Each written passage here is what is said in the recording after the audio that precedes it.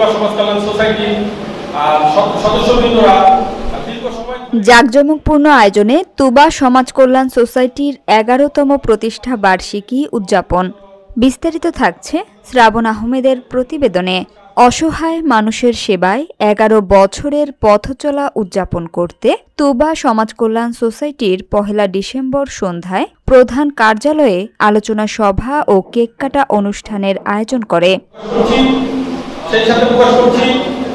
বিশেষ করে প্রকাশ করছি আমাদের প্রধান উপদেষ্টা, যিনি আওয়ামী লীগ সরকারের সময় দীর্ঘদিন মামলার জন্য বিভিন্ন জায়গায় পলায় থাকতে হয়েছে।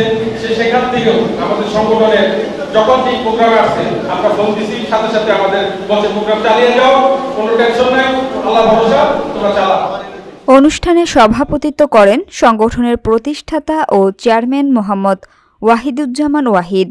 পরিচালনা করেন তুবা টিভির চেয়ারম্যান মোহাম্মদ সাদেকুর রহমান লিটন। প্রধান অতিথি ছিলেন সংগঠনের প্রধান উপদেষ্টা ও আন্তর্জাতিক সাংবাদিক সংস্থার চেয়ারম্যান মোহাম্মদ জয়নাল আবেদিন। প্রধান আলোচক বিশিষ্ট সাংবাদিক ও মানবাধিকার কর্মী মোহাম্মদ মনির হোসেন কাজী সংগঠনের সেবামূলক কার্যক্রমের প্রশংসা করেন।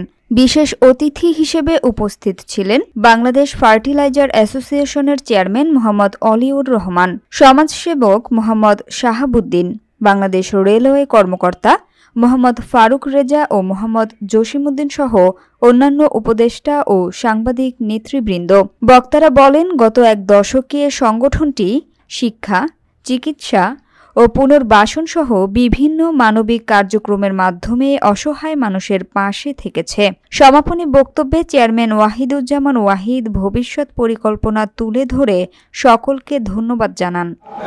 আমরা বুঝতে পারি, কিন্তু পশুপাখির কোনো এই জ্ঞান বুদ্ধিটা নাই।